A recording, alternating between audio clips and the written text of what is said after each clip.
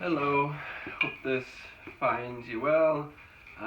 Just wanted to kind of share my thoughts about the upcoming presidential elections here in the United States, and um, so obviously unless Trump ends up getting impeached or something like that, he will be the Republican nominee. And as far as the Democrats go, there are quite a few that have announced that they are running for president. And I can guarantee you, if we want Trump to have a second term, then the Democrats will just do what they did last time, propping up a horrible corporate neoliberal candidate with huge unfavorability ratings.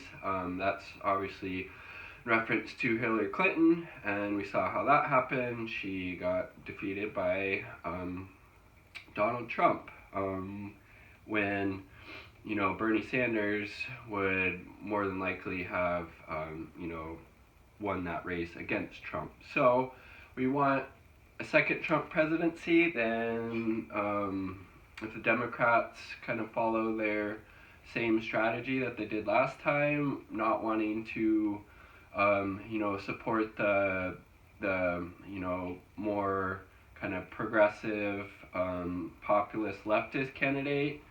In this case, it could be again Bernie Sanders, maybe even Elizabeth Warren, Tulsi Gabbard, somebody like that.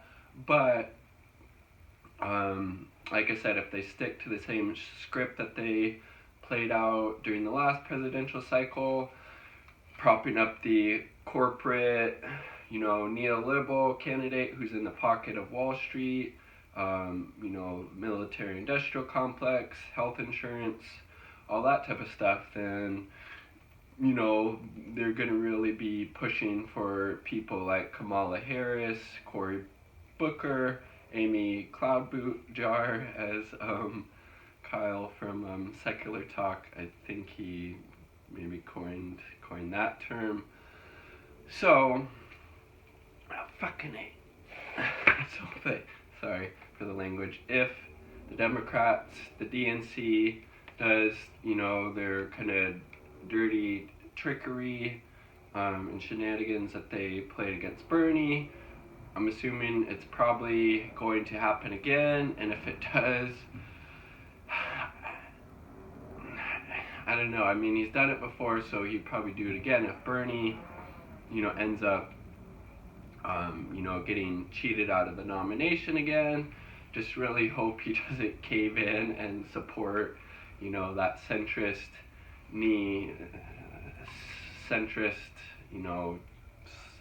right-leaning Democratic candidate, and instead would, run as a third-party independent, because I think that's, honestly what this country really needs is a,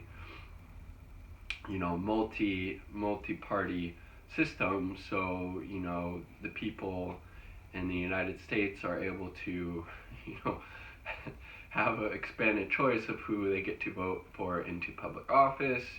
Obviously, to get that to happen, we need to include other candidates into the presidential, debates, along with, public financing of all elections. But those are kind of, separate topics on their own. Because it's, I mean, frankly, that's why Trump became president. The people in this country were wanting change, something different. Trump really tapped into that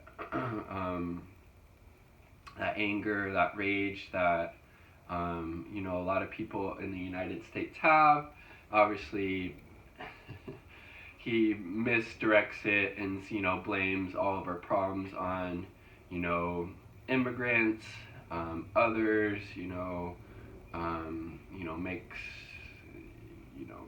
makes fun of people, indulges in all these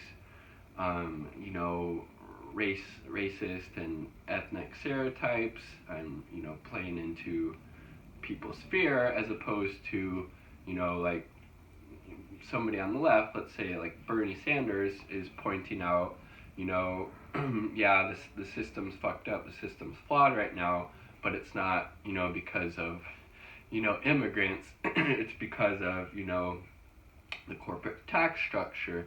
People need health care. People need good quality free college education. We need to protect the environment. Climate change is really important issue, and focusing our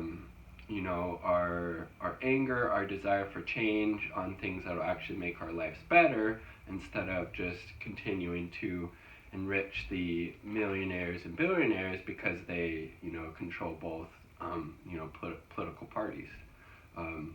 As is evidenced, more often than not, it's like over 90% of the time, the person running for office who raises the most money ends up winning. And I think that's fine if elections were publicly financed.